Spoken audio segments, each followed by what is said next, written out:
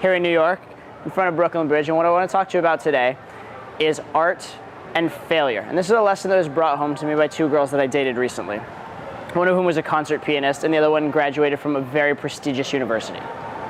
Now, with the concert pianist, she actually took me to like a practice room and played for me on a date that we had. And it was really interesting as kind of learning like how a piano works. It's a little more complicated than I thought it was, and like different techniques, how you read music, that sort of thing. And one thing that she pointed out to me, which was really interesting, I always thought that like piano was a very technical skill. It was just about playing all the right notes at the right time, and if you did that, you were a good pianist. Turns out that if you actually went into a high-level piano recital or practice room and you just played all the correct notes, they would kick you out and say, get the fuck out of here, you suck, we don't want you back. Because at that level, they're playing a lot of notes at once, they're playing different chords, different things, and not everything is actually written into the music. It's impossible to write that much information on the page of paper. So it's up to a good pianist to actually interpret the music as they play it. It's up to them to decide which notes deserve the emphasis, which notes are the melody, and which notes are kind of in the background. And so each different pianist might play the same piece of music completely correctly in a very different way, because that's their own particular interpretation of the music.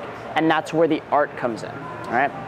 Now, pickup, we call ourselves sometimes pickup artists because we also have an art to what we do. It's not just about technical. It's not just about saying all the right things, having the right routines, having the right line for a situation.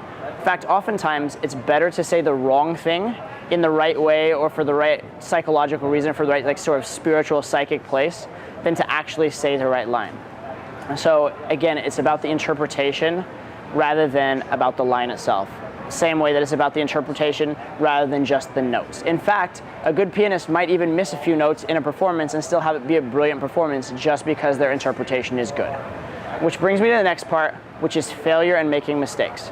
Okay, the thing I learned from the other girl who had graduated from the prestigious university, we were talking about our college years, and she mentioned to me that in some ways she had regretted going to somewhere that was so lofty, because she said that because she had gone there and because there was such a high standard and all the different activities people engaged in there, it was almost like it was hard to start anything new. It was hard to find a new hobby. It was hard to get into something. And imagine if you want to, decide to act for a little bit, and everybody that's in the drama club at your school was the lead in every high school play, right? In that case, it's really going to be difficult to break in. Or if you want to learn an instrument and everybody's like first chair violin in their high school, it's going to be really hard to get in a band there because nobody's going to want you. Nobody's going to want someone as a beginner participating.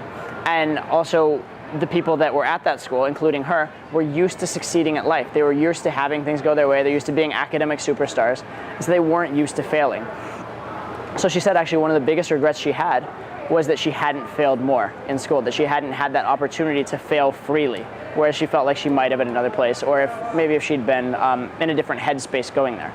And I want to encourage you guys to have that mentality of being willing to fail. Be willing to fail for your art, all right? Be willing to do things wrong. Be willing to make it messy. Pickup is not clean. It's not a science. It's an art.